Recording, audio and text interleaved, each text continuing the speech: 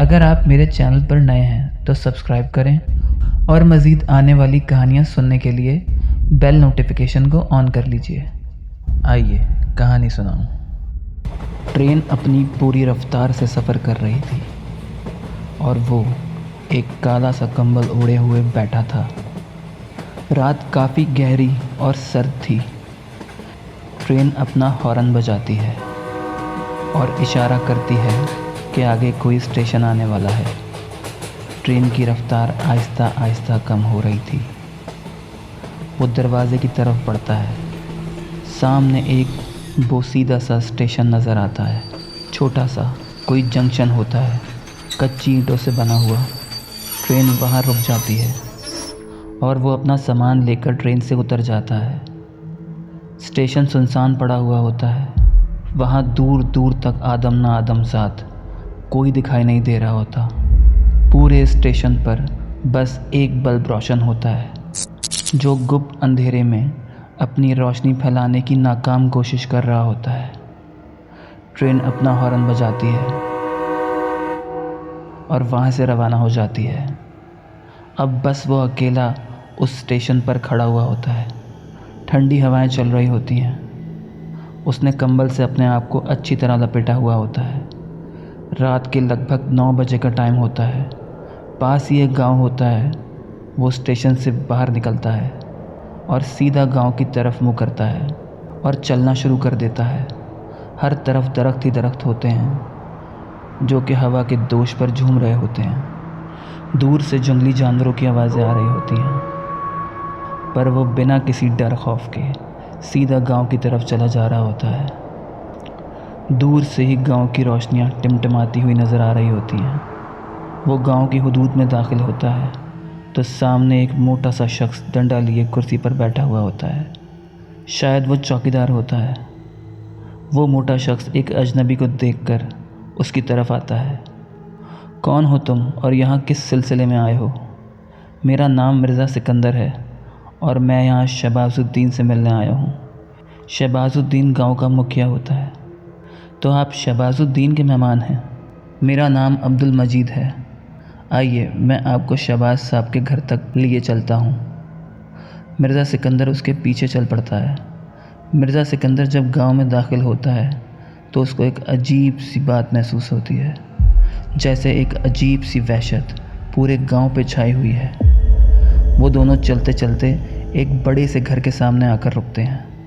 गालिबन यही घर शहबाजुद्दीन का होता है। अब्दुल मजीद दरवाज़ा बजाता है और अंदर से एक अधेड़ उम्र शख्स बाहर आता है, 50-60 साल का। वो अपना तारुफ करवाते हुए बोलता है, मेरा नाम शहबाजुद्दीन है। तो मिर्ज़ा सिकंदर अपना नाम बताता है और हाथ मिलाता है। शहबाजुद्दीन का चेहरा, जो कि अभी थोड़ी देर पहले मुरझाया हुआ होता है, सिकंदर का नाम सुनकर खुशी से खिल जाता है। वो सिकंदर को घर के अंदर ले जाता है और अब्दुल मजीद वापस अपनी जगह पर चला जाता है। शहबाजुद्दीन सिकंदर को घर के एक कुशादा कमरे में ले आता है जो गालिबन मेहमान खाना होता है। फिर बहुत ही अदब से पूछता है, मिर्ज़ा साहब आपको आने में कोई तकलीफ़ तो नहीं हुई? नहीं, तकलीफ़ कैसी, ट्रेन में बैठा और यहाँ पहुँच गया। आप इतनी दूर से यहाँ तशरीफ़ ले आए, मैं आपका जितना शुक्रिया अदा करूँ कम है। अरे नहीं शहबाज साहब, कैसी बातें कर रहे हैं? आपने इतने खुलूस से बुलाया और मैं नहीं आता, ऐसा हो ही नहीं सकता था। खाने पीने से फ़ारिग होकर अब बताएं आप मुझे सारी तफसील जिसके सिलसिले में आपने मुझे यहाँ बुलाया है। तो शहबाज साहब ने बताना शुरू किया। मेरी छोटी बेटी नाइला, जिसकी उम्र 17 साल है, बहुत ज़हीन और बहुत तेज़ लड़की है। शक्ल सूरत की भी बहुत खूबसूरत है। 2 महीने पहले की बात है, उसका रिश्ता आया हमारे बराबर के गांव से। तो नाइला को अभी शादी नहीं करनी थी। उसने साफ इनकार कर दिया। तो हमने भी माजरत कर ली उन लोगों से, पर शायद किस्मत को कुछ और ही मंजूर था। एक दिन नाइला कॉलेज से घर आई तो उसकी तबीयत ख़राब थी, तो वो आकर अपने कमरे में चली गई। शाम का वक्त था। मेरी बेगम नाजिया उसके कमरे में गई तो नाइला सो रही थी। جبکہ وہ شام کو کبھی نہیں سوتی۔ نازیہ نے اس کو اٹھایا تو وہ آگ کی طرح تپ رہی تھی۔ ہم سمجھے کہ اس کو بخار ہے، ایسے ہی موسم کا اثر ہے۔ ڈاکٹر کو بلایا، اس نے دوا دی اور چلا گیا۔ میرے 3 بچے ہیں، ایک بیٹا اور 2 بیٹیاں۔ اگلے روز نائلہ کے روم سے چیخنے کی آواز آئی۔ ہم لوگ فوراً اس کے کمرے کی جانب بھاگے تو نائلہ بیڈ پر اپنے گھٹنوں میں منہ چھپا کر رو رہی تھی۔ نازیہ نے فوراً جا کر اس کو خود سے چپٹا لیا۔ ہم نے پوچھا تو نائلہ نے ڈری ہوئی آواز میں کہا، وہ سامنے کھڑا تھا میرے، بہت ہی خوفناک تھا، اور رونے لگی۔ فیصل میرا بیٹا، اس نے کہا، سامنے تو کوئی بھی نہیں ہے، تم نے کوئی خواب دیکھا ہوگا۔ ہم نائلہ کو اپنے کمرے میں لے آئے۔ 4 دن بعد پھر سے ایسا ہوا۔ نائلہ سوتے ہوئے اٹھی اور چیخنے لگی، اور اس کا بخار اترنے کا نام نہیں لے رہا تھا۔ 3-4 ڈاکٹرز کو دکھا دیا تھا، پر کوئی فائدہ نہیں ہو رہا تھا، اور نائلہ کو جیسے چپ سی لگ گئی تھی۔ اسی سے گھر کی رونق تھی ہمارے، پر اب گھر میں جیسے ماتم سا چھایا ہوا تھا۔ پھر کسی نے مشورہ دیا کہ کسی عامل کو دکھاؤ، یہ مرض ڈاکٹر کے بس کی بات نہیں ہے۔ معلومات کروائی اور ایک عامل کو بلایا۔ وہ آیا اور اس نے بتایا کہ لڑکی پر جن عاشق ہو گیا ہے۔ میں ان باتوں کو نہیں مانتا، نہ میرا بیٹا فیصل، پر نازیہ اور شمائلہ دونوں ستے میں آ گئی۔ اس کا علاج پوچھا تو بولا کہ مجھے قبرستان جا کر چلہ کرنا ہوگا۔ کچھ رقم لی اور چلتا بنا، اور آج تک واپس نہیں آیا۔ دن بدن نائلہ کی حالت خراب ہو رہی تھی، بہت کمزور ہو گئی تھی وہ۔ کھانا پینا بھی تقریباً چھوڑ دیا تھا اس نے۔ کتنے ہی ٹیسٹ کروا دیے اور کتنے ہی دوائیں کھلا دیں، پر کوئی فائدہ نہیں ہوا۔ ہمارے گھر کی خوشیوں کو جیسے کسی کی نظر لگ گئی ہو۔ جمعرات کی شام تھی۔ میری بڑی بیٹی شمائلہ چھت پر کسی کام سے گئی۔ اس کی چیخ کی آواز پر ہم اوپر گئے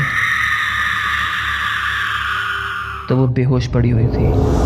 اس کو نیچے لے کر آئے اور اس کو ہوش میں لانے کی کوشش کرتے رہے۔ نازیہ کا رو رو کر برا حال تھا۔ میں خود بھی بہت ڈر گیا تھا کہ پہلے میری ایک بیٹی اور اب دوسری۔ شمائلہ ہوش میں آ گئی، پر چپ تھی اور بہت زیادہ ڈری ہوئی تھی۔ اس سے پوچھا کہ کیا ہوا تھا، تو اس نے بتایا کہ جب وہ چھت پر گئی تھی تو کپڑے پھیلا رہی تھی۔ اس کو محسوس ہوا کہ اس کے پیچھے کوئی کھڑا ہوا ہے۔ جیسے ہی پیچھے دیکھا، ایک بہت بھیانک آدمی، جس کی آنکھیں سفید، کالا رنگ، چہرہ جگہ جگہ سے کٹا ہوا۔ اس کے بعد مجھے کوئی ہوش نہیں رہا۔ اس بھیانک آدمی کا ذکر بہت بار نائلہ نے بھی کرا ہے۔ نازیہ اور میں نے فیصلہ کر لیا کہ شمائلہ کو اس کی خالہ کے گھر بھیج دیتے ہیں، اور ایسا ہی کیا۔ وہ خود بھی یہاں رہنا نہیں چاہتی تھی۔ ایک روز میں کام سے واپس گھر آ رہا تھا۔ مجھے ایک درخت کے نیچے کچھ لوگ نظر آئے، اور ان کے سامنے ایک بزرگ بیٹھے ہوئے تھے۔ میں نے گاڑی روکی اور معلوم کیا کہ یہ صاحب کون ہیں اور یہاں کیا کر رہے ہیں، تو پتہ چلا کہ یہ شیخ حنیف صاحب ہیں اور بہت پہنچے ہوئے بزرگ ہیں۔ اب میں جو اتنا مصیبت میں گرفتار تھا، تو میرے لیے تو یہ موقع غنیمت سے کم نہیں تھا، جیسے کسی بھوکے کو پیٹ بھر کھانا مل جائے۔ میں فوراً بابا کے پاس حاضر ہوا اور ان کو اپنے دل کا تمام حال بتا دیا۔ شیخ صاحب نے کہا کہ کل میں تمہارے گھر آتا ہوں۔ میں خود کو بہت ہلکا محسوس کر رہا تھا۔ میں نے گھر آ کر یہ بات اپنی بیوی اور بیٹے کو بتائی۔ ان کو بھی تھوڑا حوصلہ ہوا۔ نائلہ کی حالت دن بدن مزید بگڑتی جا رہی تھی، اور ہمارے گھر میں عجیب و غریب واقعات کا تانتا بندھا ہوا تھا۔ اگلے روز میں کام پر نہیں گیا، نہ ہی میں نے فیصل کو جانے دیا۔ صبح کے 9 بجے ہوں گے، دروازہ بجا۔ میں نے دروازہ کھولا تو سامنے شیخ صاحب موجود تھے۔ ان کو دیکھ کر میرے دل میں سکون سا جاگ اٹھا۔ شیخ صاحب اندر آئے۔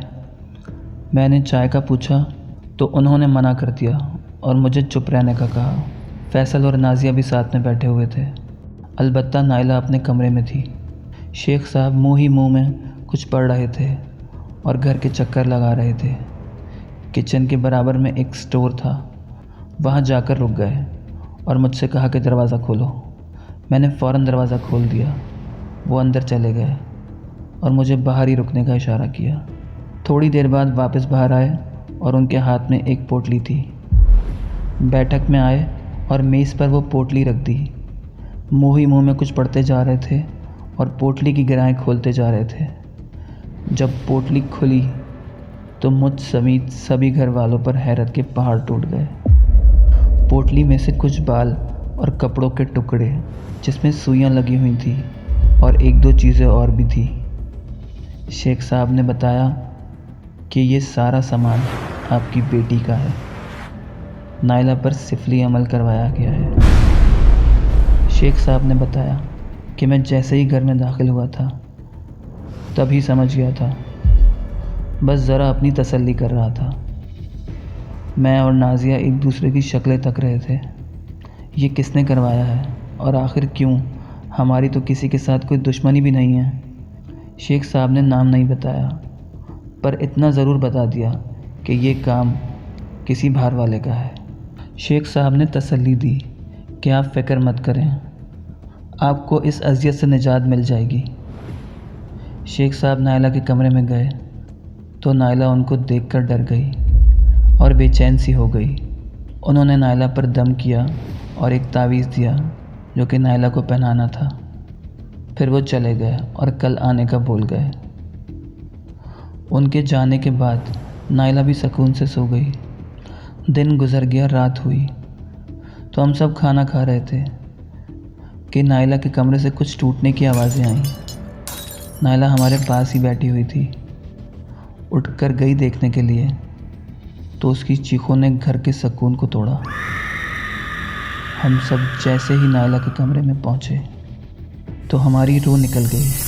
نائلہ بیڈ پر پڑی ہوئی تھی اور اس کے ہاتھ پیروں سے خون بہہ رہا تھا، جیسے اس کو کسی نے چھری سے کاٹا ہو۔ نازیہ یہ دیکھ کر بے ہوش ہو گئی۔ فیصل فوراً گیا اور ڈاکٹر کو لے کر آیا۔ نائلہ ہوش میں نہیں تھی۔ اس کی پٹی کری اور اس کو دوا لگائی۔ ڈاکٹر ابھی ڈرپ لگا کر ہٹا ہی تھا کہ ڈرپ جو کہ ہک پر لٹکی ہوئی تھی دیوار پر جا کر لگی اور پھٹ گئی۔ ہم تو ان چیزوں کے عادی ہو چکے تھے، پر ڈاکٹر نہیں۔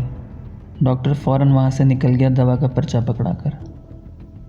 ڈاکٹر کے جانے کے بعد نائلہ نے آنکھیں کھولی اور زور زور سے سانس لینے لگی، جیسے کوئی اس کا گلا دبا رہا ہو۔ میں اور نازیہ اس کے پاس ہی تھے۔ نائلہ نے میری طرف دیکھا۔ اف خدایا، وہ آنکھیں نائلہ کی نہیں تھی۔ اس کی آنکھیں دیکھ کر میرے اندر ڈر اس قدر پیدا ہوا کہ میں نے اپنا منہ ہٹا لیا۔ پھر ایک گرجتی ہوئی آواز گونجی، نکل جاؤ کمرے سے اور اب کل صبح ہی آنا واپس۔ وہ نائلہ ہی بول رہی تھی، پر بہت ہی خوفناک آواز میں۔ ہماری جیسے جان ہی نکل گئی۔ پھر سے وہی کرکدار آواز آئی، کل دیکھنا کہ میں شیخ حنیف کا کیا حال کرتا ہوں۔ وہ پوری رات ہماری کانٹوں پر گزری، ڈر اور خوف میں۔ اگلے دن صبح 10 بجے شیخ صاحب کو آنا تھا، پر 11 بج گئے اور پھر 12۔ وہ نہیں آئے تو میں نے فیصل کو ان کی طرف بھیجا۔ فیصل کچھ دیر میں واپس آ گیا۔ اس کے چہرے پر پریشانی اور ڈر کے آثار صاف عیاں تھے۔ اس نے بتایا کہ شیخ صاحب صبح اپنے بستر پر مردہ حالت میں پائے گئے۔ ان کی آنکھیں باہر نکلی ہوئی تھیں اور زبان جیسے کسی نے پکڑ کر کھینچ دی ہو۔ یہ سن کر میرے جسم میں خوف کی سرد لہر دوڑ گئی۔ میں، نازیہ اور فیصل باہر صدمے میں بیٹھے ہوئے تھے کہ نائلہ کے کمرے سے شیشہ ٹوٹنے کی آواز آئی۔ ہم سب اٹھ کر اس کے کمرے کی جانب بھاگے تو نائلہ کے کمرے کی میز کا شیشہ ٹوٹا ہوا تھا اور نائلہ اپنے بستر پر اوندھی پڑی ہوئی تھی۔ جیسے ہی ہم تھوڑا آگے بڑھے، ایک خوفناک کہکا کمرے میں گونجا اور آواز آئی، تیرا شیخ حنیف۔ میرے سامنے 5 منٹ بھی نہیں ٹک سکا۔ گدی سے اس کی زبان کھینچ لی میں نے۔ یہ سن کر ہم سب کے دل حلق میں آ گئے۔ پھر سے اس کی منحوس آواز کمرے میں گونجی، لے آؤ جس کو بھی لانا ہے، اس کا بھی یہی حال کروں گا جو حنیف کا کیا ہے۔ نائلہ میرے ہی ساتھ جائے گی۔ بس کچھ دن اور، پھر میں اس کو یہاں سے لے کر چلا جاؤں گا۔ تب سے لے کر آج تک ہم کو کہیں چین نہیں آ رہا۔ نائلہ کی حالت بہت زیادہ خراب ہے، سوکھ کر کانٹا ہو گئی ہے۔ اس کی ماں کا رو رو کر برا حال ہے۔ ہر پیر فقیر عالم کو چھان مارا، سب نے یا تو منع کر دیا یا پیسے لے کر بھاگ گئے۔ پھر میرے دفتر میں مجھے ایک دوست سے آپ کا پتہ چلا، جو آپ میرے ایک ہی بار کے کہنے پر اتنی دور چلے آئے۔ شہباز صاحب نے اپنی بات ختم کری۔ میں نے کہا، ارے پھر سے وہی بات، آپ نے اتنے خلوص دل سے مجھے بلایا اور میں نہیں آتا؟ نائلہ کہاں ہے؟ مجھے اس کو ابھی دیکھنا ہے، آئیں۔ تو میں شہباز صاحب کے پیچھے چل دیا۔ سامنے ایک جوان لڑکا کھڑا ہوا تھا، جو کہ یقیناً فیصل تھا، اور اس کے ساتھ ہی نازیہ صاحبہ کھڑی ہوئی تھی۔ شہباز صاحب نے میرا تعارف کروایا تو نازیہ صاحبہ رونے لگی اور بولی کہ ہماری آخری امید آپ ہی ہیں، بس میری بچی کو بچا لیجئے۔ میں نے ان سے کہا، امید صرف اوپر والے سے رکھنی چاہیے، وہی وسیلے بناتا ہے۔ میں جیسے ہی نائلہ کے کمرے میں پہنچا، نائلہ بے چین ہو گئی اور آنکھیں پھاڑ پھاڑ کر مجھے گھور رہی تھی۔ میں اس کے قریب پہنچا، اس کے سر پر ہاتھ رکھ کر دم کرا، اور جیسے ہی میں نے پھونک ماری، کمرے میں ایک چیخ بلند ہوئی اور نائلہ نے آنکھیں بند کر لیں۔ میں نے زور سے کہا، بھاگتا کہاں ہے؟ آ کر مجھ سے مقابلہ کر۔ بہت بڑی بڑی باتیں کر رہا تھا تو اب ڈر کیوں رہا ہے؟ کمرے کی ساری چیزیں ہلنا شروع ہو گئیں اور کمرے میں دھواں بھرنا شروع ہوا۔ میں نے آنکھیں بند کریں اور شہباز صاحب کو کہا، آپ دروازہ بند کریں اور باہر انتظار کریں۔ میں نے آنکھیں بند کریں اور پڑھائی شروع کر دی۔ تھوڑی ہی دیر بعد دھواں ختم ہونے لگا۔ نائلہ اٹھ کر بیٹھ گئی اور مجھے گھورے جا رہی تھی۔ میں نے پوچھا، کون ہے تو؟ اس بچی کے پیچھے کیوں پڑا ہوا ہے؟ کوئی جواب نہیں آیا، بس نائلہ گھورے جا رہی تھی۔ میں نے اب کی بار زور سے پوچھا اور کہا کہ میں دوبارہ نہیں پوچھوں گا، اب کی بار تجھے راکھ کر دوں گا۔ تو نائلہ کے ہونٹ ہلے اور ایک مردانہ آواز آئی، میرا نام نارائن ہے اور میں اپنی مرضی سے یہاں نہیں آیا۔ مجھے یہاں اس لڑکی کو عبرت کا نشان بنانے کے لیے بھیجا گیا ہے۔ کس نے بھیجا ہے تجھے اور کیوں؟ جمشید کے گھر والوں نے مجھے میرے آقا پنڈت ہری پرساد کے ذریعے بھیجا ہے۔ جمشید کون ہے اور وہ اس لڑکی سے کیا چاہتا ہے؟ جمشید اس لڑکی سے بہت پیار کرتا تھا، پر یہ اپنے حسن پر بہت ناز کرتی تھی اور اس کو ہر بار نیچا دکھاتی تھی۔ وہ پاس کے ہی گاؤں کے زمیندار کا بیٹا تھا۔ اس نے رشتہ بھی بھیجا، پر ان لوگوں نے ان کو بے عزت کر کے یہاں سے نکال دیا۔ یہ صدمہ جمشید برداشت نہیں کر پایا اور اس نے خودکشی کر لی۔ تو لڑکے کی ماں نے بدلہ لینے کے لیے اس لڑکی پر سفلی عمل کروایا میرے مالک سے، اور میرے مالک نے یہ کام میرے سپرد کیا۔ میں اس کو بس اس کے حشر تک لے آیا ہوں، میں اب رکنے والا نہیں۔ میں تجھے چھوڑ بھی نہیں سکتا، تو پھر کسی اور کو نقصان پہنچائے گا جا کر۔ تیرا آخری وقت آ گیا ہے، تو جہنم جائے گا سیدھا۔ میں نے پڑھائی شروع کری تو اس کی خوفناک چیخوں نے کمرے کے در و دیوار ہلا دیے۔ ایک کالا سا دھواں نائلہ کے منہ سے باہر نکل رہا تھا، جو دیکھتے ہی دیکھتے میرے سامنے ایک کالے سیاہ بد شکل آدمی کی صورت اختیار کر گیا۔ میں نے اس سے کہا، کیا ہوا نارائن؟ کہاں گئی تیری طاقت؟ بھاگ کر دکھا۔ وہ جس طرف بھی بھاگتا اس طرف آگ بھڑک اٹھتی۔ وہ ہاتھ جوڑ جوڑ کر معافی مانگتا رہا، پر میں نہ رکا اور اس کو جہنم واصل کر دیا۔ اب کمرے میں میرے اور نائلہ کے سوا کوئی نہیں تھا۔ جہاں وہ شیطان کھڑا ہوا تھا وہاں بس راکھ پڑی ہوئی تھی۔ نائلہ بھی ہوش میں آ چکی تھی۔ میں نے شہباز صاحب کو کہا، اندر آ جائیے اب۔ شہباز صاحب اندر آ گئے۔ نازیہ صاحبہ نائلہ سے چپٹ کر زارو قطار رو رہی تھی۔ میں نے بتایا، یہ رہا وہ، میں نے اسے راکھ کر دیا جلا کے۔ فیصل اور شہباز صاحب مجھے احسان مند نظروں سے دیکھ رہے تھے۔ میں نے ان سے کہا کہ آپ اب اپنی دوسری بیٹی کو گھر بلا لیجیے، اب آپ کا گھر پاک ہو گیا اس بدبخت سے۔ میں اگلے روز وہاں سے نکل رہا تھا تو شہباز صاحب نے مجھے کافی سارا سامان دے دیا۔ میں نے منع کر دیا اور وہاں سے نکل گیا۔ اب میری منزل کہیں اور تھی، اب مجھے ایک اور حکم ملا تھا۔ کہانی جاری ہے۔ اگر آپ لوگ میرے چینل پر نئے ہیں تو پلیز سبسکرائب کریں، مزید آنے والی کہانیوں کے لیے بیل آئیکن پریس کریں۔